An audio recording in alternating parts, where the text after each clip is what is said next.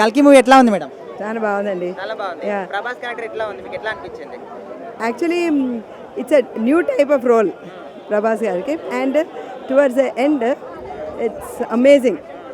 It's like introduction for the next part. అది introduction బాగున్నది, so family మొత్తం కలిసి చూడొచ్చా? తప్పకుండా చూడొచ్చు. అంటే ఈ తరం వాళ్ళకి చాలా నేర్పించాల్సి ఉంది అంటున్నారు ఈ సినిమాలో, నిజమేనా? అంటే ఈ సినిమా వల్ల ఈ తరం వాళ్ళకి ఒక కుతూహలం వస్తుంది అనమాట.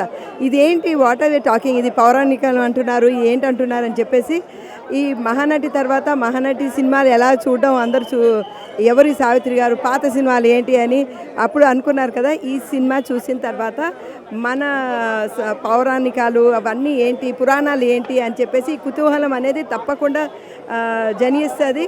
అందరూ వెళ్ళి దాని యొక్క భావాలు తెలుసుకుంటారని అనుకుంటున్నాను. సో మరి గెస్ట్ రోల్స్ ఎట్లా ఉన్నాయి మేడం? ఆర్జీవి కావచ్చు, రాజమౌళి, విజయ్ అది అవన్నీ కరెక్ట్గా సమయోచితంగా ఉపయోగించుకున్నారు అందరినీ. ప్రతి వాళ్ళు కూడా they lived in their roles. So మరి థ్యాంక్ యూ. క్లైమాక్స్ ఎట్లా ఉంది madam? It's amazing, you have to see it. Ya. So మరి ఓవరాల్ గా కలెక్షన్ల పరంగా రేటింగ్ ఎంత ఇస్తారు మీరు? I will give 5 on 5. 5 out of 5. Okay madam, thank you. Prabhas అంటేనే భయపడుతున్నారు. ఈ సినిమా దెబ్బకి చాలా పెద్ద సినిమాలుగానే ఏంటంటే పోస్ట్ పోయిన్ అయిపోయాయి. నెగిటివ్ రివ్యూలు చాలా చేస్తారు. నా బయటోడు ఎవడు తమిళోడు కన్నడ వాడు చేసుకుంటే అది ఓకే, మన తెలుగు వాళ్ళే చేస్తున్నారు. ఏంటంటే ఓరవలేక ఏంటంటే సడన్గా ఒక్కసారిగా బాహుబలితో వచ్చేసి ప్యాన్ ఇండియాలు కాదు ప్యాన్ వరల్డ్కి వెళ్ళిపోయాడు. అదేంటంటే కొంతమంది జీర్ణించుకోలేకున్నారనమాట. ఎవడు ఎన్ని చేసినా కానీ ఏంటంటే ప్రభాస్ అనేది ఏంటంటే మనసు మంచిదన్నమాట. ఎవరికి వచ్చినా కానీ భోజనం పెట్టాలని అదే చెప్తారు కదా, అన్నదానం గొప్పదని.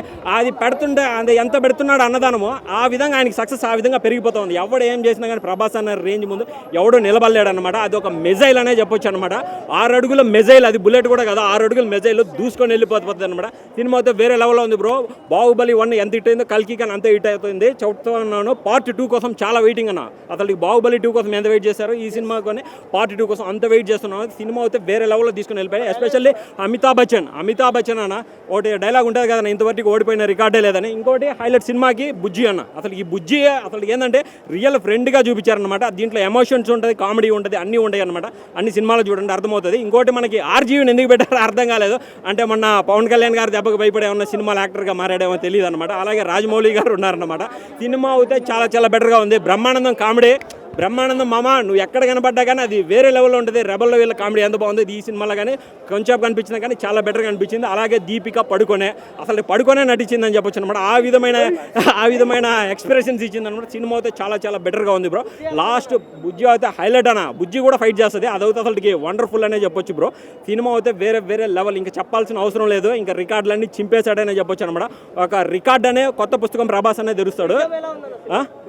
బీజిఎం అయితే మామూలుగా లేదు బ్రో. మహాభారతం లాస్ట్ 20 minutes ఆ బీజిఎంకి అయితే ప్రతి సినిమాకి ఏంటంటే స్కిన్కి వస్తాయి గూస్ బంప్స్, కానీ ఈ సినిమాకి గుండెకి వచ్చినాయి గూస్ బంప్స్. ఆ విధంగా దద్దరిల్లిపోయింది. బొమ్మ బ్లాక్ బస్టర్. ప్రభాస్ ఫ్యాన్స్ మీకు తిరిగి లేదురా, జై ప్రభాస్. Thank you. మూవీ కల్కి మూవీ ఎలా ఉంది మేడం? కల్కి మంచిగానే ఉంది. లైక్ అంటే ఎక్స్పెక్టేషన్స్ అయితే రీచ్ అయింది. పార్ట్ కోసం వెయిట్ చేస్తున్నాం. అంత మంచిగా ప్రభాస్ యాక్టింగ్ ఎవ్రీథింగ్ మంచిగా ఉంది. క్యారెక్టర్ పరంగా ఎట్లా ఉంది? దీపికా పదుకొనే కావచ్చు, దీపిక కమల్ హాసన్. మంచి క్యారెక్టర్స్, అందరూ మంచి క్యారెక్టర్స్. చాలా బాగుంది క్యారెక్టర్. ఇప్పుడు వాళ్ళు ఇంకా పవర్లో వస్తున్నారు. ఇంకా 2 క్యారెక్టర్స్ చాలా మిస్టీరియస్గా ఉన్నాయి. కృష్ణ క్యారెక్టర్, ఇంకా నెక్స్ట్ రాబోయే కల్కి. So we're really waiting for the part 2. చాలా అబ్రప్ట్గా మధ్యలో ఆపారు. అమితాబ్ బచ్చన్ క్యారెక్టర్ ఎట్లా ఉంది? Amitabh Bachchan is like undefeatable అనమాట. ఆయనని ఓడించే వాళ్ళు ఇప్పటివరకు ఎవరు లేరు. బట్ ప్రభాస్ కూడా చాలా గట్టి కాంపిటీషన్ ఇచ్చారు. So we're really excited for part 2. And Deepika Padukone కూడా she has given music lag ఉందని అంటున్నారు. లాగ్ ఏం లేదు, అంటే నార్మల్గానే ఉంది. ఆ పేస్లో వెళ్తుంది మూవీ. సడన్గా హై ఏం వెళ్ళదు కానీ మెల్లగా వెళ్తుంది. సెకండ్ హాఫ్ తో కంపేర్ చేస్తే ఫస్ట్ హాఫ్ స్లో అనిపిస్తుంది, బట్ ఇట్స్ నైస్. బాగుంది. Really very interesting than first half. Because ఎక్కువ క్యారెక్టర్స్ వస్తారు, మనము ఒక వేరే మిస్టికల్ వరల్డ్లో వెళ్తున్నారు. సో చాలా బాగుంటుంది సెకండ్ హాఫ్. ఇంకా విజయ్ దేవరకొండ క్యారెక్టర్ ఏమో అర్జున్ క్యారెక్టర్. దానివల్ల థియేటర్లో చాలా క్రేజ్ పెరిగింది. So we're expecting more character of new heroes. Climax చాలా అబ్రప్ట్గా ఆపారనమాట. ఇప్పుడు ఏమవుతుందంటే Deepika Padukone they will transfer off to some other world. So ఇప్పుడు మనకు చాలా సస్పెన్స్ ఉంది, చాలా మధ్యలోనే ఆపేశారు.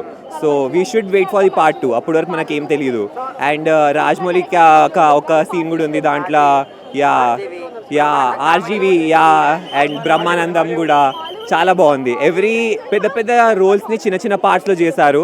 So it's more entertaining. ఓవరాల్గా రేటింగ్ ఎంత ఇవ్వచ్చు? రేటింగ్ డెఫినెట్గా ఐ థింక్ 8/10 ఇవ్వచ్చు. అండ్ పార్ట్ 2 కోసం వీఆర్ మోర్ వెయిటింగ్. కలెక్షన్స్ ఏ విధంగా ఉంటుంది పార్ట్ 1? కలెక్షన్స్ కూడా హై రేటెడే ఉంటుంది. ఇక ప్రభాస్ అన్న, so rebel star, 5,000 crores. Yeah ఈజీగా రీచ్ అవుతుంది. యా